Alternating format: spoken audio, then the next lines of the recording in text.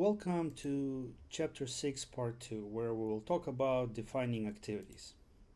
So, what is an activity? An activity or task is an element of work that is a part of the overall project, normally found on the work breakdown structure, and this activity or task has an expected duration, cost, and resource requirements.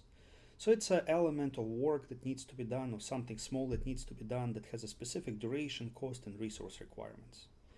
So the entire project is composed of little tasks or activities that, once accomplished, lead to the completion of the entire project.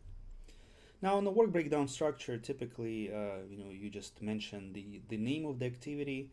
However, each of the activity may have additional attributes that give you more information about this activity. They can provide such information as predecessors, means the activity that need to happen before, so that this activity can be enabled. Successors, meaning what needs to be done after. Logical relationships with other tasks or activities. Leads and lags, meaning what activities go into that, or what activities can be delayed by this activity. So it's something related to logical relationships. Resource requirements, constraints, imposed dates or deadlines, and other assumptions related to activities. So all kinds of additional attributes can be specified for each of the activity found on the work breakdown structure. Now, a special type of activity is called a milestone. A milestone is a significant event that normally has no duration.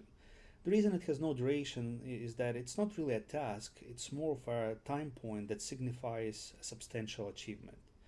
It often takes several activities, sometimes many activities, and a lot of work to complete a milestone.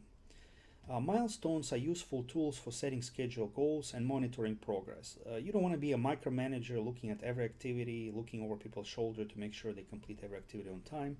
However, you need to pay attention to milestones. So let me first give you an example of a milestone. For example, a milestone may include obtaining customer sign-off on key documents. For example, customers approving requirements towards an information system that you are developing, right?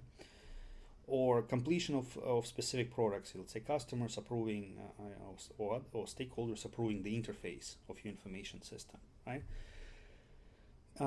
And then there will be a deadline attached to this milestone. So what you can tell to your team members, you can say, look, I'm giving you freedom, I'm giving you room for maneuvering, for all other tasks, but we need to have requirements approved by March 1st, right? That's our milestone, okay?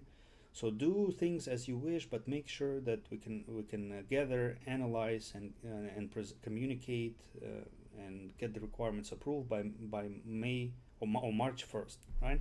So you see, milestones can be used as a time management tool. You give people freedom when it comes to performing smaller tasks or the task where they have expertise, but the milestone needs to be achieved.